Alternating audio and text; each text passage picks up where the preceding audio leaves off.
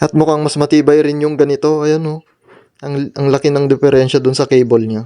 For today's video mga ka-raper, dahil sa wala akong mahanap na kasing haba na itong stock na cable mga ka-raper, at yung mga replacement na nabibili na para dito sa acceleration cable niya is maiksi, bumili na lang ako nito mga ka-raper, yung acceleration cable ng sasakyan. Tapos i-convert ko na lang para maging kasing haba na itong stock na acceleration cable nung DC-70 na harvester mga ka-raper. Ganito kahaba yung stock na acceleration cable mga ka-raper. Yan o. Nasa 4 feet. Tapos ganito naman kahaba yung acceleration cable na nabibili mga ka-raper. Yung replacement niya. Ayan o. 3 feet and 4 inch. Nasa 3 feet and 4 inch. Masyado talagang malayo yung agwat na itong nabibiling replacement na acceleration cable mga ka-raper. Kaya ito na lang kung yung gawin natin, yung acceleration cable nung sasakyan. Tara, samahan nyo akong mag-convert mga ka-raper. At mukhang mas maganda tong mga ka-raper oh. Yung cable nung sasakyan. Mas makapal. Ayan oh. Tapos may balot pa siyang plastic dito sa cable niya. Hindi katulad na itong isa. Ay yung dun sa raper. Tapos yung dun sa replacement na nabibili. Yan oh. Ang layo ng agwat. Mas manipis yung etong dun sa raper. Tapos mas makapal yung eto dito sa may acceleration cable nung sasakyan. 60 inch pala yung nabili ko mga ka-raper para may adjustment. Itong bago mga ka-raper ang gawin natin. Kunin natin yung eto nya. Yun. Tapos itong luma, itira natin to para may reference tayo dun sa sukat kapag one day may pagtitignan tayo kung gagawa tayo ulit. Ayan, putulin natin dito sa may dulo neto mga ka-raper. Tapos etong isa rin para ito yung idugtong natin rito, ganyan oh.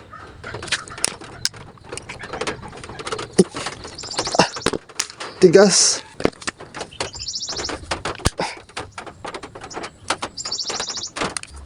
Tapos yung isa, lagyan natin ng allowance yung putol mga ka-raper. Yan oh.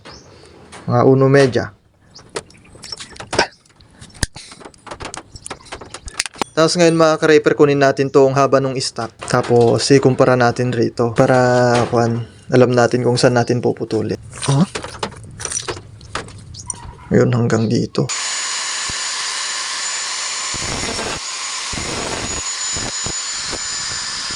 Tapos sunod mga ka-raper, kunin natin tong yung ganito niya. Oops. Tapos lagay natin dito sa kabila. Ganyan oh. Yan. Oops, ganyan siya. Tapos lagay natin dito sa may pinutol natin kanina. Yun. Tapos pagtabihin natin yung luma mga ka-raper, tapos yung bagong gagawin natin. Para malaman natin kung saan natin puputulan dito banda. Mga hanggang dito. Tapos dugtong natin tong naputol na kable mga ka-raper dito sa may kanya. Yan o. Para maging katulad nito. Gagamit tayo ng maliit na nut mga ka-raper para may dugtong yung etong putol.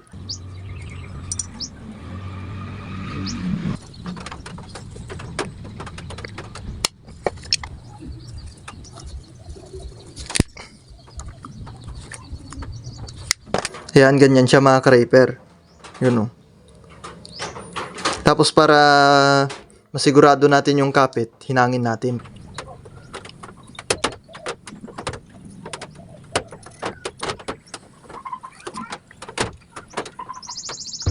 Yun. Ayan, ganyan siya mga ka-raper.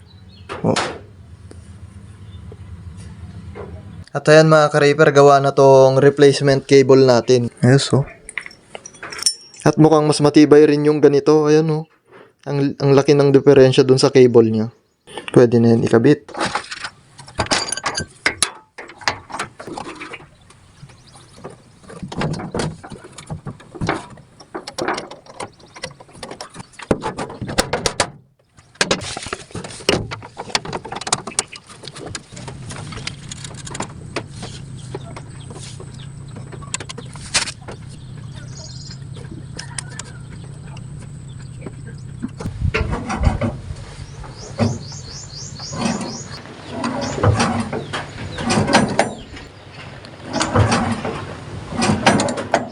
Ayun, ayos na mga ka-raper. Kapag bibili kayo ng ganun mga ka-repair, yung acceleration cable, kunin nyo yung sample o kaya yung sukat mga ka-repair. Kasi yung acceleration cable na bibili sa market mga ka-repair is maiksi. Kaya mas okay kapag kunin nyo yung sukat. At yun lang para sa video ito mga ka-repair. Salamat sa panonood.